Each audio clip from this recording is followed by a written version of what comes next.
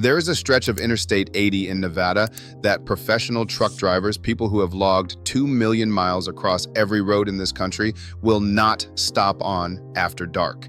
Not because there is nothing there, because there is almost nothing there. And the difference between almost nothing and nothing is the thing that kills you. The exits exist, the signs exist, some of them even have names. But names are not the same as places, and on this particular 170 miles of American highway, that distinction has ended careers, stranded families, and in a number of cases that the state of Nevada does not publicize aggressively, ended lives. Interstate 80 is the second longest interstate highway in the United States, 2,900 miles from Teaneck, New Jersey to San Francisco, California. 11 states, the Appalachians, the Rockies, the Sierra Nevada, the flat agricultural middle of Iowa and Nebraska, where the land is so level you can watch a storm arrive from 40 miles away like it made an appointment.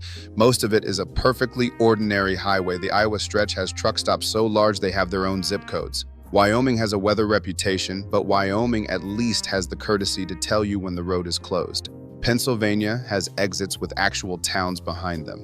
And then there is Nevada. Nevada's portion runs 411 miles across the northern part of the state through the Great Basin, one of the largest hydrologically isolated landmasses on the continent. Water that falls here does not reach the ocean. It evaporates. It disappears into alkali flats. The mountains trap everything: the water, the heat, the cold, the snow, and occasionally the people. The stretch that concerns us runs from Winnemucca to Elko, 125 miles. In daylight, in good weather, that's 90 minutes. You've driven that far to see a concert without thinking about it once. But here is what sits in between. Battle Mountain, population 3,000, not conveniently located for much. Golconda, population 200. Iron Point, which is an exit ramp and a name on a sign and essentially nothing else. Pumpernickel Valley Road, which leads exactly where it sounds like it leads. Valmy, which has a power plant and very little else. Rose Creek, which does not have a visible reason to appear on a highway sign, and Stonehouse, which I would describe, except that describing it would require something to describe. This is the corridor. This is what truckers mean when they get on the CB somewhere around Winnemucca and say to each other, hold on, the towns that were supposed to be there.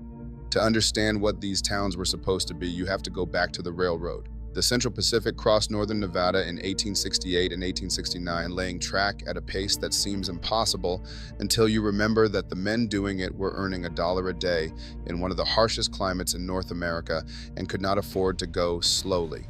The railroad followed the Humboldt River Valley because the Humboldt was the only corridor of water in a landscape that otherwise offered very little. It is not a glamorous river. It does not end at the ocean. It ends at the Humboldt Sink, a marshy depression in the desert where it simply stops. But in Nevada, a river that goes anywhere is a river worth following. Towns grew up along the line the way towns always do. Winnemucca became the county seat in 1873. Battle Mountain organized itself around a mining district. Elko became the commercial center of the northeastern corner of the state. They had a reason to exist, and for a long time, that was enough. Then came the Lincoln Highway in 1913. The first transcontinental automobile road in America, following the same corridor for the same reason.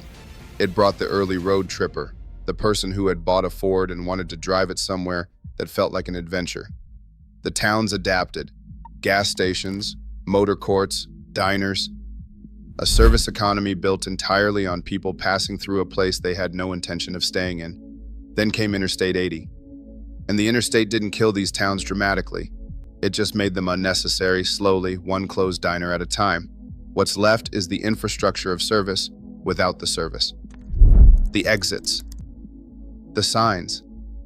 The names on the map. But the map is describing something that no longer fully exists. Winnemucca and the last real stop. Let me tell you about Winnemucca because Winnemucca matters. Winnemucca is the last place on westbound Interstate 80 between the Utah border and Reno that functions the way a town on a major highway is supposed to function. It has multiple fuel options. It has chain restaurants. It has motels with working ice machines. It has a Walmart, which in the context of rural Nevada is not a punchline, but a genuine civic asset. It has a hospital, which matters more than the Walmart if things go sideways. Truck drivers know Winnemucca. They time their hours of service around it. They plan their fuel stops around it. The Flying J truck stop on the east side of town is a real facility with showers and a scale and a driver's lounge and all the things that a person who has been behind the wheel for 9 hours needs. If you are a professional driver running the Nevada corridor and you pass Winnemucca without fueling and without eating and without doing whatever it is you need to do, you have made a decision. The road is going to remember that decision for the next 125 miles. Elko, on the eastern end of the gap, is a legitimate small city. It has a thriving economy built partly on mining and partly on being the only real city in a very large empty area, which gives it an outsized commercial importance. It has a regional airport. It has a convention center, which sounds absurd until you realize that Elko hosts the National Cowboy Poetry Gathering every January, drawing thousands of visitors to what is otherwise the middle of nowhere and making it briefly and wonderfully the folk poetry capital of the American West. I am not making that up. Look it up. It's great. But between Winnemucca and Elko, in both directions, there is the corridor. And the corridor is what it is. The invisible line that truckers describe is not marked on any sign. It is not a county boundary or a milepost number. It is the point somewhere on the eastern edge of Winnemucca, past the last fuel canopy, past the last lit parking lot, where the road becomes something different from the road it was for the previous 100 miles. The darkness changes quality. The shoulders narrow in the headlights. The exits start appearing on the signs at intervals that feel reassuring until you take one and find out what is actually behind it. That line is where the corridor begins. Every trucker who has run this route knows exactly where it is. They can feel it. What truckers actually know. Truck drivers have an oral tradition that the rest of us don't have access to. It lives on CB radio channels and in the break rooms of truck stops and in the accumulated knowledge passed from experienced drivers to new ones during the informal apprenticeship that defines the profession. Where the scales are. Which way stations are open on which days, which stretches of road have speed traps that aren't marked on anything. And some of this knowledge is about specific corridors and what can happen on them. The Nevada 80, in driver shorthand, has its own chapter. The warnings are consistent across drivers who have no connection to each other. Don't fuel at the small stations between Winnemucca and Elko because the prices are high, the quality is inconsistent, and the stations may not be open when you need them. Don't trust the weather forecast because the valley creates its own weather that the forecasters in Reno don't always see coming. Don't pull off on secondary exits at night because some of those ramps feed into roads that haven't been maintained since the Reagan administration, and you can find yourself committed to a surface your rig was never designed to handle. And don't underestimate the distance. Every driver knows how far 125 miles is, but this specific 125 miles has caught experienced people. The terrain is flat enough that there is very little to look at. And looking at very little for a long time at highway speed produces a cognitive drift that is different from ordinary fatigue. Drivers call it highway hypnosis. Knowing about it and being immune to it are different matters entirely. The CB also carries real-time weather that no official source can match. Drivers coming eastbound warn westbound drivers about Golconda Summit, 5,000 feet of elevation that doesn't sound threatening until a winter storm drops visibility to 0 in 4 minutes. The information exists. The question is whether you're listening. The exits that go nowhere. Let me walk you through the exits. Eastbound, leaving Winnemucca, the first exit is Golconda, exit 168. Golconda is a census-designated place with a population that various sources put at somewhere between 150 and 250 people, depending on when you're counting and what you're counting. There is a hot spring nearby, which is genuinely nice, a small motel, and a gas station that has been variously described as open, closed, and open sometimes. If you are passing Golconda at 2 in the morning in January with a low fuel warning, the hot spring is not going to help you. The next exit is Iron Point, exit 149. Iron Point is a name on a sign. I have looked at satellite imagery of Iron Point. There is a ramp, a road that leads away from the ramp, and desert. That is the whole inventory. Then Valmy exit 145. Valmy has the Valmy Power Plant, a coal-fired generating station that is one of the larger employers in the county, and a smattering of residences for the people who work there. There is no fuel available to a passing motorist at Valmy. There is electricity, ironically, in extraordinary quantities. Then Battle Mountain, exits 232 through 236. Battle Mountain is the largest community between Winnemucca and Elko. It has fuel, it has a casino, it has a motel or two. It is a real stop. The problem with Battle Mountain is that it earned a distinction in 2001 that its residents have been trying to live down ever since. Men's Health magazine named it the most miserable city in America. The town responded by hosting a mudfest, an actual annual celebration of their designation, which is the correct response to being called the most miserable city in America and suggests a community with more personality than the designation implied. I respect that enormously. Past Battle Mountain, the exits thin out again. Stonehouse, Dunphy, Emigrant. These are names that appear on highway signs and on maps, and in almost no other context. Dunphy is a ranch. Emigrant is a historical designation that refers to the route the overland emigrants took west in the 1840s and 1850s, when this same corridor was the path of survival or death depending on how well supplied you were when you left Missouri. The landscape has not fundamentally changed since then. The people moving through it are going faster.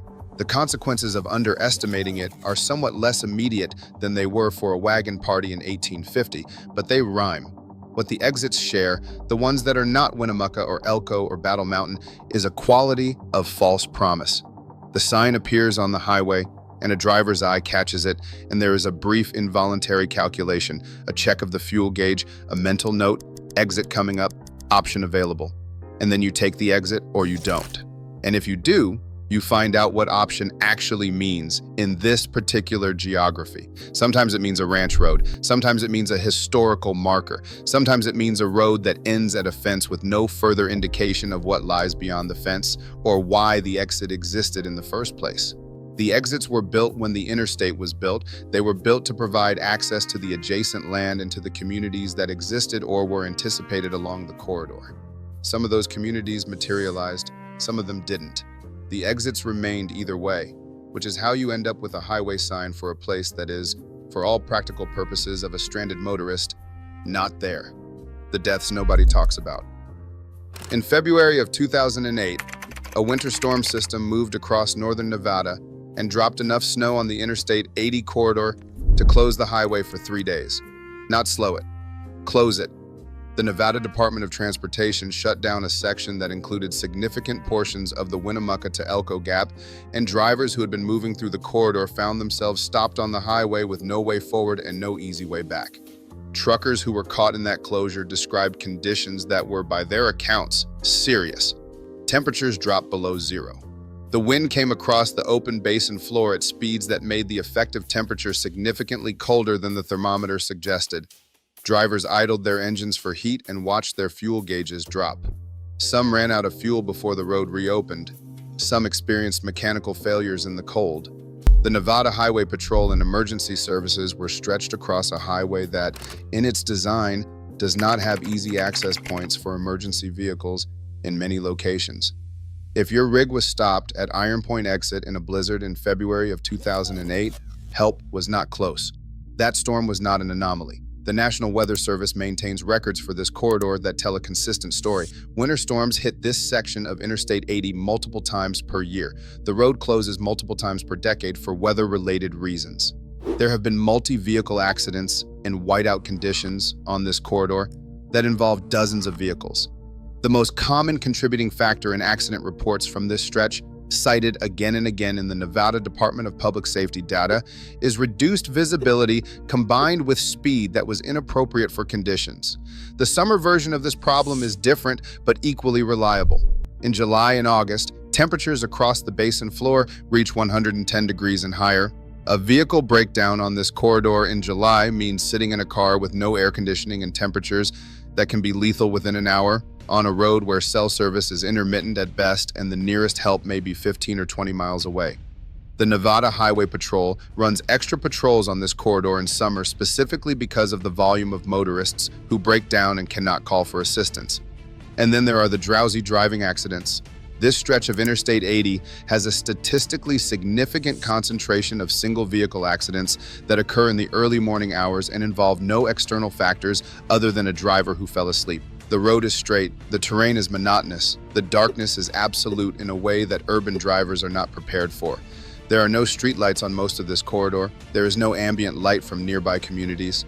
On a cloudy night with no moon, this road is as dark as any road in America. The deaths that don't get talked about are not the dramatic ones. They are not the pileups that make the local news and generate the Highway Patrol press releases. They are the single vehicles found off the road in the morning, the drivers who pulled onto a shoulder and did not wake up, the travelers who made a decision somewhere between Winnemucca and Elko that seemed reasonable at the time and turned out not to be.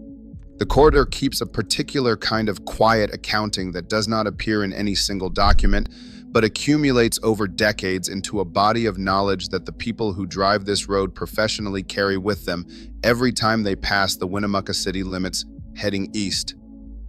The geology that explains everything. The Great Basin is not, technically speaking, a basin.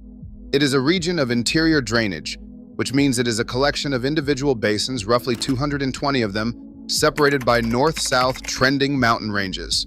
The structure was created by the stretching of the Earth's crust over tens of millions of years, which pulled the land apart and caused blocks of crust to drop down between uplifted ranges.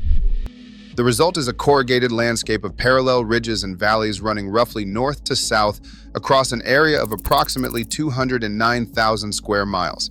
This geology explains the weather in a way that the weather forecasters sometimes forget to communicate clearly. Each basin traps air differently. Cold air pools in the valley floors at night because cold air is dense and sinks. Temperature inversions form that can put a layer of fog or ice fog over a road surface, while the air 1,000 feet above it is clear and relatively mild. The mountains generate their own precipitation patterns, pulling moisture from Pacific storms and depositing it on the western slopes, while the eastern sides sit in rain shadows. The corridor between Winnemucca and Elko sits in a complicated relationship with the Ruby Mountains to the southeast and the Sonoma Range to the west, which means that storms interact with the terrain in ways that are genuinely difficult to model. The wind is a separate problem. The basin floor is flat, and the air accelerates across it with very little friction. Wind speeds of 40 to 50 miles per hour are not unusual in winter and not well publicized. A high-profile truck in those conditions is a sail. Drivers who have run this corridor in high winds describe the physical effort of keeping a fully loaded rig on the road as exhausting in a way that calm conditions don't produce. After several hours, the accumulated fatigue of fighting the wheel against the wind becomes a genuine safety factor. There is also the ground itself. The alkali flats adjacent to the highway look, from a distance, like firm ground. They are not firm ground. They are the dried beds of ancient lakes, Pleistocene-era bodies of water that filled the basin floors during wetter climatic periods and have been evaporating ever since. The surface crust of an alkali flat looks passable. What lies beneath it is a soft, salt-saturated material with approximately the structural integrity of wet cement. Vehicles that leave the highway surface and reach the alkali flat do not simply stop. They sink. Recovery requires specialized equipment. In some areas of the basin, you could conceivably walk yourself into a situation from which you could not walk back out. The government knew. The people who built Interstate 80 knew all of this. They had engineers who understood the geology. They had planners who understood the weather patterns. They had the historical record of the Lincoln Highway and the Overland Emigrant Trail before it, both of which documented in considerable detail what this landscape does to people who underestimate it. The Federal Highway Administration's standards for rest areas on the interstate highway system call for facilities at intervals of no more than 50 miles. That standard exists for a reason. 50 miles is roughly the distance a drowsy driver can cover before the statistical risk of a fatigue-related accident begins to climb significantly. It is the distance beyond which a driver with an urgent mechanical problem, a medical issue, or a fuel emergency begins to face genuinely dangerous options. Between Winnemucca and Elko, the rest area situation is instructive. There are rest areas on this corridor. They are not 50 miles apart. They are not always adequately maintained. Some of them are seasonal, some of them offer facilities that are best described by people with a high tolerance for disappointment. The gap between what federal standards envision and what this corridor actually provides has been documented in Nevada Department of Transportation reports. The reports acknowledge it. The funding to address it has not consistently materialized, which is a pattern familiar to anyone who has studied rural highway infrastructure in the American West. The roads get built, the maintenance and the services follow at a pace determined by budgets that prioritize the metropolitan corridors, and the rural stretches in between make do. What this means practically is that the infrastructure assumption baked into most drivers' behavior, the assumption that services exist at reasonable intervals and that the exit signs are telling you something meaningful, does not hold on this particular corridor.